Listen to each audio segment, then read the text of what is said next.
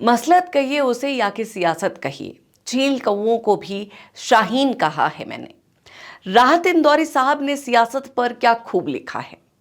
ये लाइन उस वक्त जहन में आई जब सदन में परिसीमन बिल और महिला आरक्षण पर चर्चा के दौरान कंगना रनौत के बोल सुने। वैसे कोई ताज्जुब नहीं हुआ कि कंगना ऐसा कुछ भी कह सकती है, लेकिन कोई किसी की तारीफों के पुल बांधने में इतना मसरूफ कैसे हो जाता है कि उसे ये नहीं पता चले कि मुझे क्या कहना है और क्या नहीं। वो भी तब जब आप जनता द्वारा चुने गए प्रतिनिधि हो और पार्लियामेंट में अपने संसदीय क्षेत्र का प्रतिनिधित्व कर रही हो। पहले आपको मसला बताते हैं और फिर उस पर चर्चा करते हैं। लोकसभा में गुरुवार को भारतीय जनता पार्टी की सांसद कंगना रनौत ने महिला आरक्षण से जुड़े विधेयकों पर चर्चा में हिस्सा लेते हुए प्रधानमंत्री नरेंद्र मोदी की जमकर सराहना की। उन्होंने पीएम मोदी को सबसे बड़ा नारीवादी बताते हुए महिलाओं के सशक्तिकरण को लेकर सरकार की नीतियों की जमकर तारीफ की। कंगना रनौत ने बॉलीवुड की मशहूर फिल्म दिलवाले दुल्हनिया ले जाएंगे के मशहूर डायलॉग का जिक्र करते हुए कहा कि सरकार ने देश की बेटियों और महिलाओं से कहा है, सारे पिंजरे टूट गए, सारी दीवारें टूट गई, जा जिले अपनी जिंदगी। कंगना ने कांग्रेस पर निशाना साधते हुए कहा कि विपक्षी दल ने अपने शासनकाल में महिला आरक्षण जैसे मुद्दों को लंबे समय तक लटकाए रखा। हिमाचल प्रदेश के मंडी से सांसद कंगना ने कहा कि प्रधानमंत्री मोदी महिलाओं को न्याय दिलाने के लिए तेजी से काम कर रही हैं और जो 60 सालों में नहीं हुआ वो उन्होंने 10 सालों में कर दिखाया। कंगना ने कांग्रेस नेता प्रियंका गांधी पर भी निशाना साधा और कहा कि प्रधानमंत्री मोदी के कार्यकाल में लोकतंत्र खतरे में नहीं है। कंगना ने कहा कि भारत में राजनीति को छोड़कर अन्य क्षेत्रों में महिलाएं पीछे नहीं हैं, लेकिन राजनीति में उनकी भागीदारी कम है। उदाहरण देते हुए कंगना ने बताया कि हिमाचल प्रदेश में 68 सीटों में से केवल 1 महिला विधायक है, जबकि अन्य राज्यों में भी करीब 8 से 9% ही महिला विधायक है।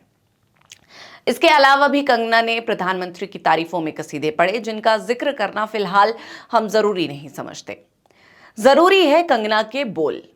पहली बात, कंगना कह रही है कि राजनीति में महिलाओं की भागीदारी कम है और हिमाचल प्रदेश की 68 सीटों में से केवल 1 ही महिला विधायक है।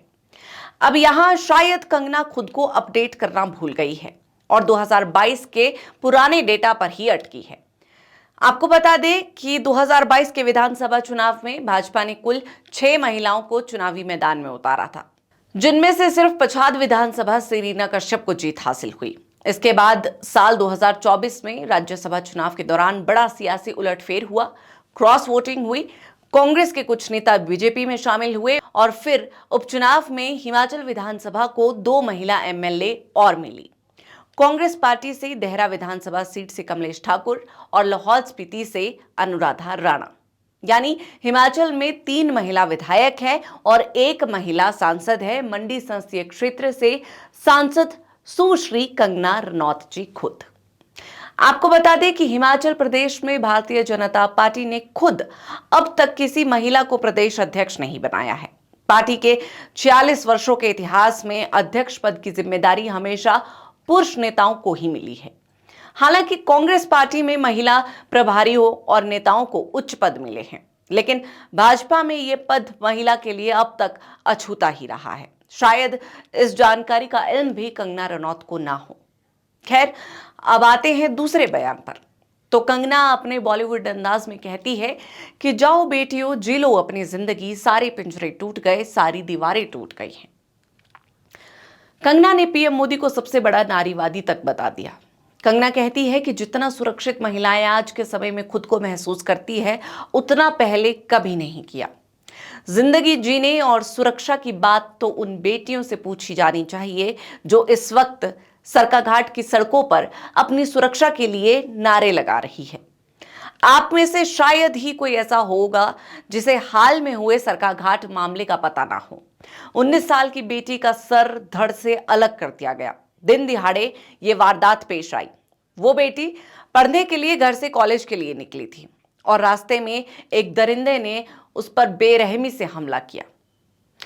और ये कोई पहली बार नहीं हुआ है। चाहे कांग्रेस की सरकार हो या भाजपा की, ऐसे मामले निरंतर सामने आते रहे हैं। मंडी संसदीय क्षेत्र के सरकाघाट में जो हृदय विदारक घटना हुई वो किसी भी सभ्य समाज के लिए कलंक है। जब उसी क्षेत्र की सांसद पिंजरे टूटने और जी लो अपनी जिंदगी जैसे फिल्मी डायलॉग बोलती है, तो वो उन परिजनों के घावों पर नमक छिड़कने जैसा लगता है जिन्होंने अपनी बेटियों को खोया। संसद में सिर्फ प्रशंसा के पुल बांधना आसान है, लेकिन ग्राउंड जीरो पर सुरक्षा सुनिश्चित करना और पीड़ित परिवारों के साथ खड़ा होना ही वास्तविक नारीवाद है। सांसद के रूप में कंगना रनौत का सदन में अपनी पार्टी और प्रधानमंत्री की सराहना करना उनकी राजनीतिक निष्ठा का हिस्सा हो सकता है। महिला आरक्षण बिल जैसे ऐतिहासिक विषय पर चर्चा के दौरान सरकार की उपलब्धियां गिनाना स्वाभाविक है, लेकिन जब ये सराहना तथ्यात्मक त्रुटियों जैसे कि विधायकों की संख्या और क्षेत्रीय संवेदनशीलता जैसे कि सरकाघाट मामला इन कीमत पर होती है, तो जनप्रतिनिधि की गंभीरता पर सवाल उठना लाजमी हो जाता है। कंगना रनौत का सदन में दिया गया भाषण ऐसा लगता है जैसे किसी फिल्म का क्लाइमेक्स सीन हो, जहां सब कुछ अच्छा दिखाया जाता है, लेकिन हकीकत यह है कि राजनीति में ग्लैमर और गंभीरता के बीच एक बहुत बारीक रेखा होती है। जब एक प्रतिनिधि तथ्यों की गलतियां करता है तो वो केवल अपनी जानकारी नहीं बल्कि अपने पूरे संसदीय क्षेत्र की साख दांव पर लगा देता है। अंततः ये कहना गलत नहीं होगा कि आजकल नेताओं में एक होड़ लगी है ये दिखाने की कि कौन नेतृत्व का सबसे बड़ा वफादार है। कंगना रनौत को यह समझना होगा कि मंडी ने उन्हें सांसद बनाया है, प्रशंसक तो वो पहले से ही थी।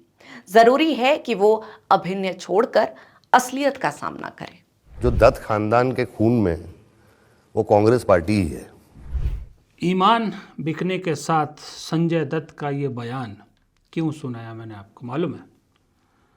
वो इसलिए सुनाया कि ये संजय दत्त जो कहते हैं मेरी रग रग में पूरे ख़ानदान में कांग्रेस बसी है, और सही में इनके पिता ने कांग्रेस के साथ रह के जो काम किया वो काबिल तारीफ़ है। आज उन्हीं सुनील दत्त का बेटा संजय दत्त अपने ईमान से डोल चुका है।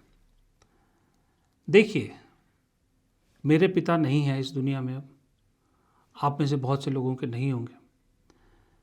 हम कुछ भी कॉम्प्रोमाइज़ कर सकते हैं, लेकिन मेरे अपने पिता की विचारधारा या अपने पिता की जो आइडियोलॉजी है उसके खिलाफ काम करने वालों के साथ शायद ज़िंदगी में कभी दोस्ती नहीं कर पाएंगे, धंधा तो दूर की बात। संजय दत्त ने एग्जैक्टली यही किया है। अपने खून में कांग्रेसी बताने वाले संजय दत्त बाबा बागेश्वर की यात्रा में दिखते हैं, चलिए वो अलग बात है।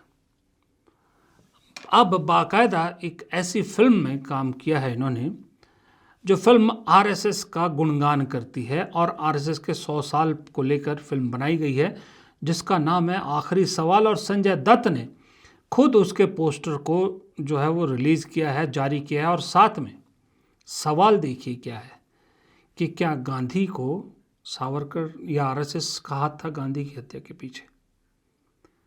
और इस फिल्म को सिर्फ और सिर्फ आरएसएस को क्लीन चिट देने के लिए बनाया गया है, आरएसएस का गुणगान करने के लिए, और आरएसएस और सावरकर को राष्ट्रभक्त बताने के लिए इस फिल्म को बनाया गया है।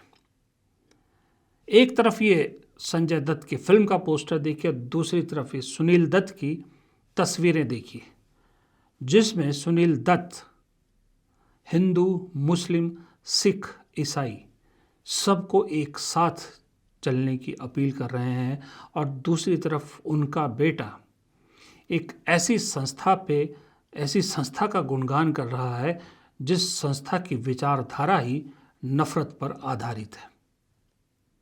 अब ईमान बिका हुआ इंसान ना कहें संजय दत्त को तो क्या कहें। और ऐसा भी नहीं है कि संजय दत्त कोई स्ट्रगल स्टार है, काम की ज़रूरत है भाई, नहीं तो भूखों मर जाएंगे। करोड़ों अरबों रुपए का मालिक है संजय दत्त। उम्र के इस पड़ाव में है कि अब रिटायरमेंट ले लेनी चाहिए आइडियली तो, लेकिन चलिए रिटायरमेंट नहीं ले रहे, 65-70 के बीच की उम्र है। इस उम्र में आके अपने दिवंगत पिता की आत्मा को दुख पहुंचा रहे हैं।